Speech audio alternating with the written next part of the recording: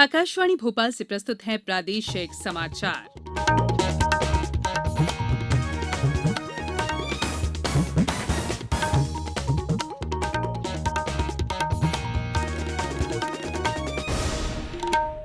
नमस्कार, समाचारों के साथ मैं संयुक्ता बैनर्जी। पहले मुख्य समाचार। प्रधानमंत्री नरेंद्र मोदी ने कहा, अगले कुछ हफ्तों में देश में कोविड वैक्सीन होगी उपलब्ध। देश में कोविड-19 से ठीक होने वालों की दर 94% से ज्यादा हुई। प्रदेश में अब तक 1,94,000 से ज्यादा मरीज स्वस्थ हुए। सहकारिता मंत्री अरविंद भदौरिया ने कहा, सहकारिता के जरिए प्रदेश के किसानों को बनाएंगे उद्यमी।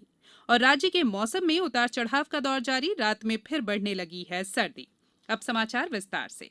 प्रधानमंत्री नरेंद्र मोदी ने कहा है कि अगले कुछ सप्ताह में भारत के पास कोरोना महामारी से बचाव के लिए टीका उपलब्ध हो जाएगा।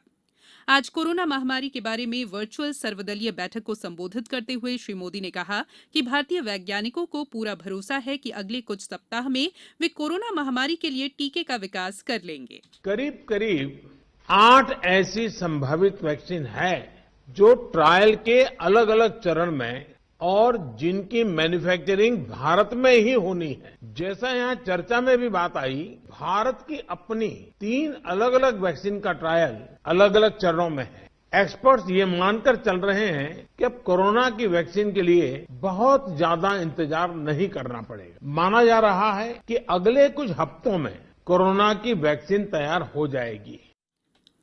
श्री मोदी ने कहा कि देश में बड़े पैमाने पर आम लोगों के टीकाकरण का कार्यक्रम मौजूद है और टीकों के समुचित भंडारण और आपूर्ति के लिए पर्याप्त शीत भंडारण सुविधाओं का विकास किया जा रहा है। अब जब हम वैक्सीन के मुहाने पर खड़े हैं तो वही जन भागीदारी, वही साइंटिफिक अप्रोच, वही सहयोग आगे भी बहुत जरूरी है। आप सभी अनुभवी साथियों के सुझाव भी समय समय पर भी इसमें प्रभावी भूमिका निभाएंगे। कोल्ड चेन को और मजबूत करने के लिए भी साथ ही साथ अनेक नए प्रकल्प भी चल रहे हैं, कई और नए प्रयास भी चल रहे हैं। भारत ने एक विशेष सॉफ्टवेयर भी बनाया है, कोविन, जिसमें कोरोना वैक्सीन के लाभार्थी वैक्सीन के उपलब्ध स्टॉक और स्टोरेज से जुड़ी रियल टाइम इंफॉर्मेशन रहेगी। श्री मोदी ने कहा कि देश में सबसे पहले स्वास्थ्य कर्मियों और महामारी से निपटने में लगे अग्रिम पंक्ति के योद्धाओं को टीके लगाए जाएंगे। कोरोना महामारी पर सर्वदलीय बैठक 3 घंटे चली, जिसमें लोकसभा और राज्यसभा में विभिन्न पार्टियों के सदन के नेताओं ने हिस्सा लिया। बैठक में केंद्रीय मंत्री अमित शाह, राजनाथ सिंह और हर्षवर्धन ने भी हिस्सा लिया। कांग्रेस नेता अधीर रंजन चौधरी और गुलाम नबी आजाद, टीएमसी नेता डेरेक ओब्रायन, डीएमके पार्टी के नेता टीआर बालू, राष्ट्रवादी कांग्रेस पार्टी के प्रमुख शरद पवार और अन्य कई पार्टियों के नेताओं ने वीडियो कॉन्फ्रेंसिंग के जरिए भाग लिया। देश में कोविड-19 से स्वस्थ होने की दर बढ़कर 94.20% हो गई है। रोजाना स्वस्थ होने वालों की संख्या नए मामलों की दैनिक संख्या से अधिक हो गई है। इस समय देश भर में स्वस्थ हुए लोगों की संख्या इलाज करा रहे रोगियों की तुलना में 22 गुना अधिक है। इधर प्रदेश में 1,94,000 से ज्यादा मरीज कोरोना को हरा चुके हैं, जबकि कुल मरीजों की संख्या 2,11,000 से ज्यादा हो चुकी है। अशोकनगर से हमारे संवाददाता ने बताया है कि जिले में आज 6 नए मरीजों का पता चला है। उधर देवास में आज 25 मरीज स्वस्थ होकर घर लौटे। सीहोर में 18 लोगों की रिपोर्ट पॉजिटिव आई है। उधर छिंदवाड़ा में मरीजों की बढ़ती संख्या को देखते हुए कलेक्टर सौरभ कुमार सुमन ने नए प्रतिबंधात्मक आदेश जारी किए हैं, जिसके तहत 5 से ज्यादा लोगों के एक स्थान पर एकत्र होने पर रोक लगा दी गई है। हमारी श्रृंखला जानना जरूरी है के तहत हम कृषि विधेयक के संबंध में फैलाए जा रहे भ्रम और उसकी सच्चाई से रूबरू करा रहे हैं।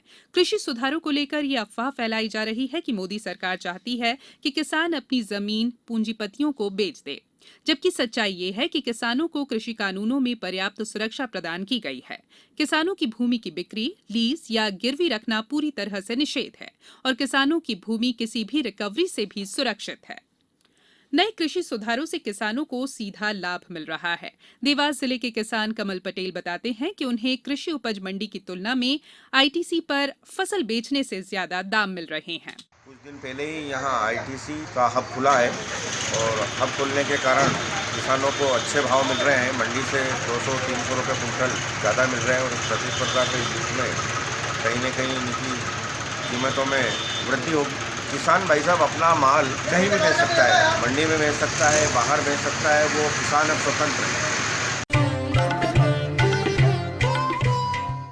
कोविड-19 से बचाव और सुरक्षित रहने के 3 उपाय। मास्क लगाएं, 2 गज दूरी है जरूरी, सुरक्षित दूरी रखें, हाथ और मुंह साफ रखें। ब्रेक के बाद बुलेटिन में एक बार फिर आप सभी का स्वागत है। सहकारिता मंत्री डॉक्टर अरविंद भदौरिया ने कहा है कि सहकारिता के माध्यम से अब प्रदेश के कृषक उद्यमी बनेंगे। उन्होंने बताया कि राज्य सरकार ने इसके लिए प्राथमिक कृषि साख सहकारी समितियों और बहुउद्देशीय सहकारी समितियों के माध्यम से सहकारी संस्थाओं में पोस्ट हार्वेस्ट कृषि आधारित उद्योगों की स्थापना किए जाने की योजना क्रियान्वित की है। इन संस्थाओं द्वारा सदस्य कृषकों की भागीदारी से ये उद्योग स्थापित होंगे। उन्होंने बताया कि सहकारी संस्थाओं में पहले 202 संस्थाओं में पोस्ट हार्वेस्ट कृषि आधारित उद्योगों की स्थापना की जा रही है। इसे आने वाले दिनों में 1200 संस्थाओं तक बढ़ाने की योजना है। मंत्री डॉक्टर भदौरिया ने कहा कि प्राथमिक कृषि साख सहकारी समितियां या विपणन संस्थाएं कृषकों को उनकी आवश्यकताओं की समस्त सेवाएं ऑनलाइन उपलब्ध कराएंगी। प्रदेश में इस साल विदेश अध्ययन छात्रवृत्ति योजना में उच्च अध्ययन के लिए 35 विद्यार्थियों को छात्रवृत्ति की राशि मंजूर की जा चुकी है। पिछड़ा वर्ग और अल्पसंख्यक कल्याण विभाग द्वारा योजना में इस साल पिछड़ा वर्ग के 50 प्रतिभाशाली विद्यार्थियों का चयन किया गया है। विभाग द्वारा पूर्व के वर्षों के नवीनीकरण समेत इस साल की विदेश अध्ययन छात्रवृत्ति के रूप में करीब 9 करोड़ रुपए से अधिक की राशि मंजूर की गई है। चयनित छात्र मुख्य रूप से Australia, UK, Germany, America, Netherlands आदि देशों के विश्वविद्यालयों में उच्च अध्ययन के लिए गए हैं। आज नौसेना दिवस है। ये दिन भारतीय नौसेना की उपलब्धियों और महत्वपूर्ण भूमिका की ओर ध्यान आकर्षित करने के लिए हर साल 4 दिसंबर को मनाया जाता है।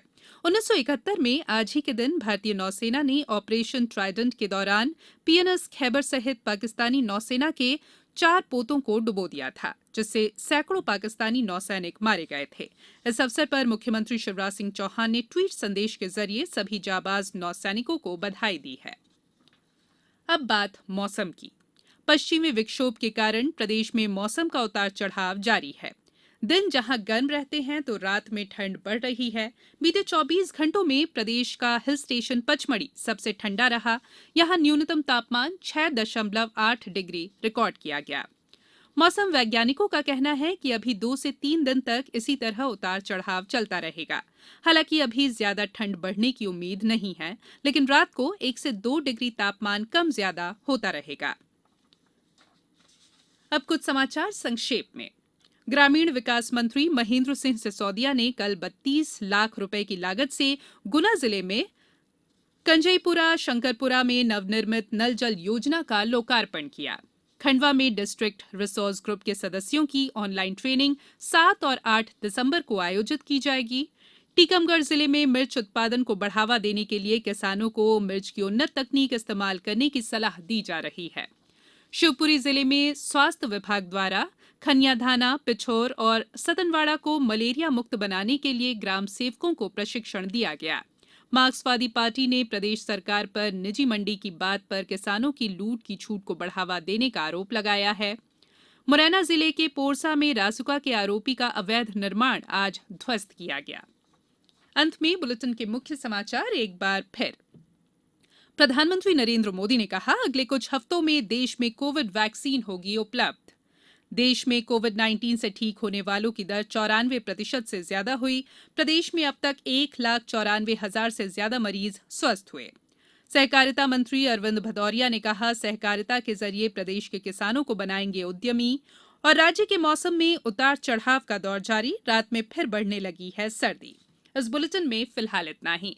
बुलेटिन के अंत में एक अपील, हमेशा ध्यान रखें, मास्क और 2 गज की दूरी, हाथ धोना भी है जरूरी। नमस्कार।